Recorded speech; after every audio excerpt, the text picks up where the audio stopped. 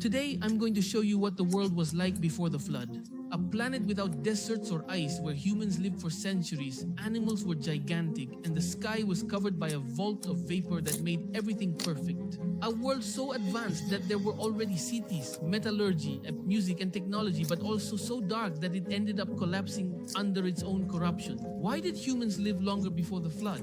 What really destroyed this civilization? And what connection does it have with the biblical prophecies about the end times? Today I'm going to answer all these questions, but first let's go to the Bible.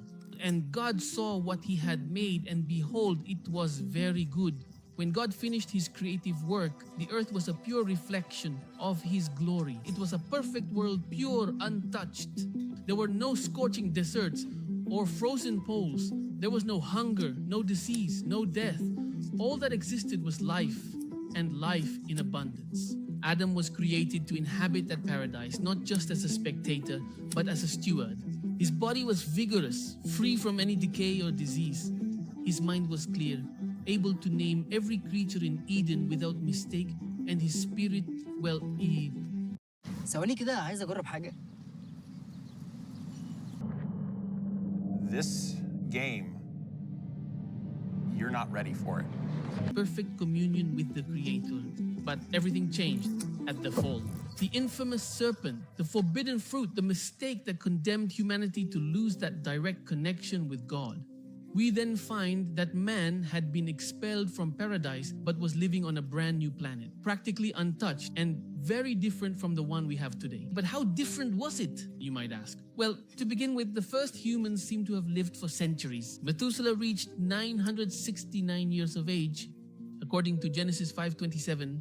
This longevity was neither a myth nor poetic exaggeration, but the result of an ideal environment designed by God to sustain life in its highest form. According to many scholars, this environment was protected by a dense layer of vapor mentioned in Genesis as the firmament. And God separated the waters that were under the firmament from the waters that were above the firmament. This phrase has led to the belief that there was a watery vault suspended in the atmosphere, a kind of celestial dome. This natural shield would have created a perfect greenhouse effect with mild temperatures all over the planet, no extreme seasons, no hurricanes, no deserts. The Earth was clothed in this tropical climate, protected from radiation and with high levels of oxygen. This environment could explain human longevity, but also the existence of giant animals and insects, such as the fossils of dragonflies over 70 centimeters long that have been found in various parts of the world.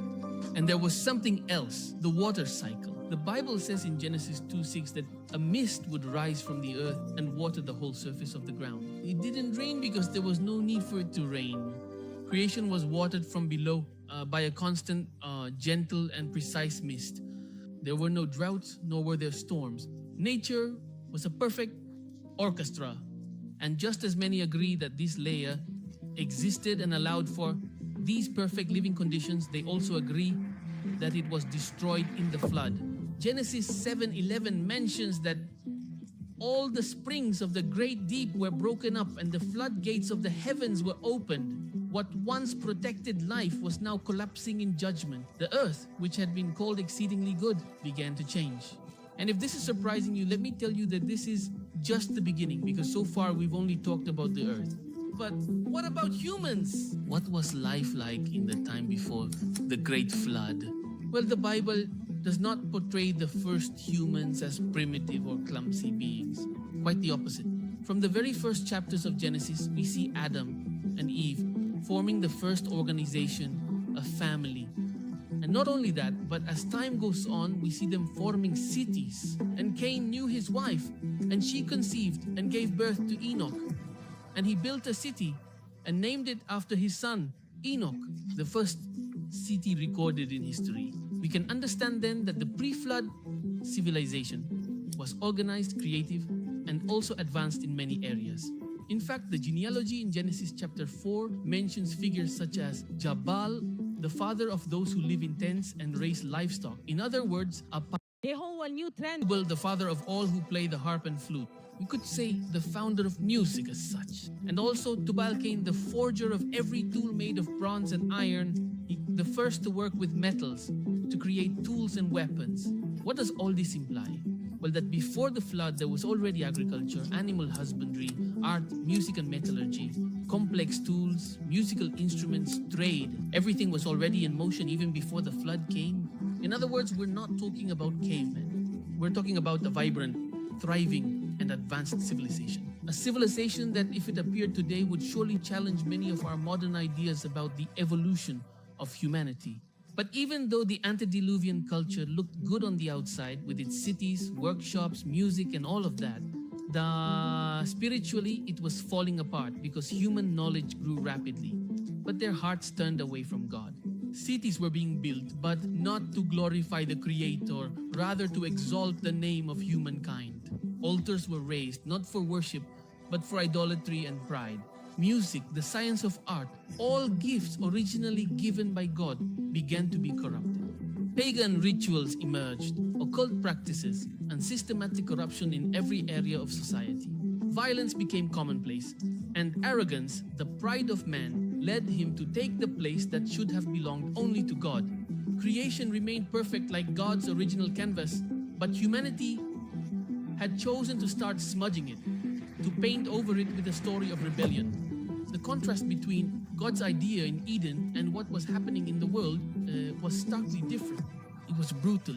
And the truth is, if we look closely, this world, well, it looks a lot like our own. Technology without fear of God, culture without morality, progress in many areas, but a tremendous spiritual decline. Tell me, aren't we living in the days of Noah right now? And so, while humanity kept building its own kingdom, God describes what, to me, is one of the most brutal phrases in the entire Bible. Genesis 6:5, it says, "And the Lord saw that the wickedness of man was great in the earth, and that every intent of the thoughts of his heart was only evil continually.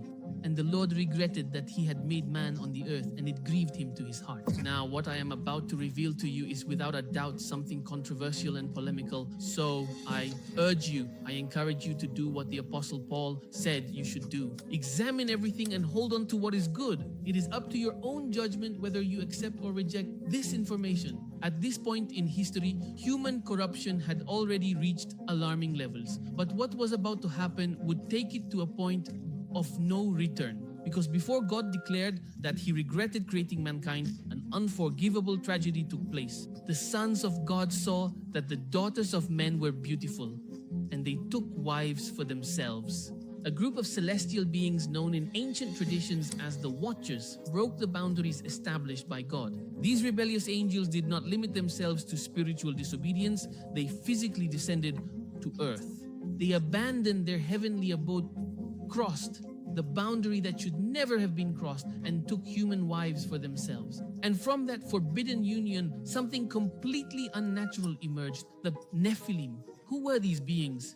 Well, Genesis 6:4 tells us that there were Nephilim on the earth in those days. Most Bibles translate the word Nephilim as giancy, but its more literal meaning comes from the Hebrew root naphal, which means to fall or the fallen ones. We're not talking about giants in the sense of tall men, but rather monsters, alastu, gigantic creatures with colossal strength and excessive violence because they were more than human. But the story gets worse because the Watchers not only fathered these monsters, but also corrupted the soul of civilization by teaching forbidden knowledge. According to the book of Enoch, again, please take this with a grain of salt, they revealed secrets to humanity that God had reserved, such as the making of weapons of war, the manipulation of metals and precious stones, the use of cosmetics and astrology. They taught them the art of killing, of coveting, of seducing and corrupting, and also of rebelling against heaven. We begin to understand a bit more why it pained God so much to have created humankind, because even though on the surface the cities were flourishing, within they were filled with pacts with the occult, rampant violence, worship of false gods, and powers that did not come from above, but from the darkness, from the depths. All of creation, which had once been called exceedingly good, groaned under the weight of a corruption that was not only human, but also spiritual. Heaven had betrayed the earth, until at one moment God said, enough. Violence, arrogance, and abuse, everything had reached its limit, and God was deeply grieved. Thus the Creator devised a plan to destroy this corrupted civilization and preserve for himself a man and his family who worshipped the Lord and did not do what was evil. We are speaking, of course, about Noah. Now, Jesus says something interesting in Matthew 24. They were eating, drinking, marrying, and being given in marriage up to the day Noah entered the ark. From this, we understand that the pre-flood civilization, even on the brink of self-destruction, suspected nothing. People continued with their lives as usual. Weddings, parties, building cities, businesses, festivals, everything seemed normal. But deep down, this violence, corruption, and debauchery had reached such an unimaginable level that it sealed the fate then of that society. And again, I don't know if this doesn't sound familiar to what we're experiencing today, but Noah found favor in the eyes of the Lord. And God said to Noah, the end of all flesh has come before me, for the earth is filled with violence because of them. And behold, I will destroy them along with the earth, and I am going to send a flood of water upon the earth to destroy all flesh, in which there is the breath of life under heaven. Everything that is on the earth shall die. But let's think about this for a moment. Given the context, what the earth was like, a flood sounded crazy. We're talking about a time when it didn't rain. Humanity had never seen water fall from the sky. How could they even imagine that it was possible for everything to be flooded by water from above? Noah was obedient, and for 120 years, he built the ark. And I can picture him being faithful to God, following his mission for 120 years, but I can also see him being ridiculed for 120 years. A flood? A judgment brought by an invisible God? Rain? The earth waters itself. Don't be ridiculous. But Noah persevered. Hammer after hammer, and the ark didn't end up as just another boat, but as a monumental structure over 130 meters long, 22 meters wide, and 13 meters high, capable of housing pairs of all land animals with enough space for provisions for months. A feat that can only be explained by the intervention and wisdom of God. In the 600th year of Noah's life, in the second month, on the 17th day of the month, all the springs of the great deep burst forth, and the floodgates of the heavens were opened. Suddenly, everything changed. The sky, which had always been gentle, was torn apart. The ground that had nourished generations split open, and there wasn't just rain, but a global judgment, a catastrophe. Underground springs burst forth from the depths. The firmament broke apart, and water poured down as never before. Everything that breathed outside that ark perished. The giants, the mighty, the wise, the rich, the common people all died. The antediluvian civilization, which had seemed invincible, thriving, and advanced, was swept away in a matter of hours, in days. But I want to make something clear. God did not send the flood in a fit of rage, but rather it was the inevitable result of a corruption that had reached its limit, and a process that had been underway for quite some time. But even in the midst of that judgment, friends, there was grace. The ark, that is a symbol of salvation, a living promise that God always preserves a remnant, because 8 people were given a new chance. 8 people brought forth a new humanity. The ark was not just wood and pitch, it was something more, a prophetic shadow of Christ, of the Savior, because there was only one door, and as Jesus said, I am the door. For judgment fell outside, but inside there was life. Just as all of us who remain in Jesus, we have life. Noah did not save his family by his works, but by trusting in God's instruction. And in the same way, we cannot be saved by what we do, but by entering into Christ before judgment falls. The story of Noah repeats itself. As Jesus said, just as in the days of Noah, so will be the coming of the Son of Man. He did not say it would be similar or merely like the days of Noah. No. He said it would be exactly the same, just like the days of Noah. What defined those days? Well, corruption, violence, the perverse mingling of the human and the divine, the rejection of any spiritual warning, idolatry, debauchery, and pleasure. And today, how far are we from that? I believe that this antediluvian story is not a children's tale. It's not just a mere legend. It's a mirror that we approach and look into. Because while the world builds, advances, and develops, the door of the ark remains open. Christ extends his hand and says, come in, because that day will come. The flood will come, judgment will come, and it will arrive like a thief in the night. There will be no other opportunity. There will be no second warning.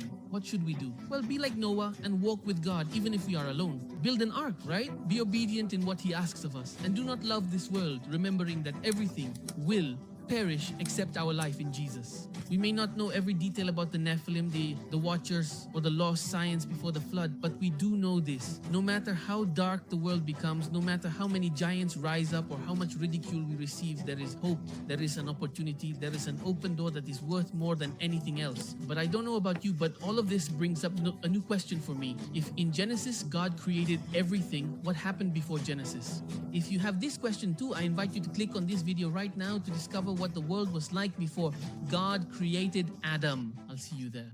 جديد ابتكار الفيف جلايكوليك جلوس من لوريال باريس لشعر بيلمع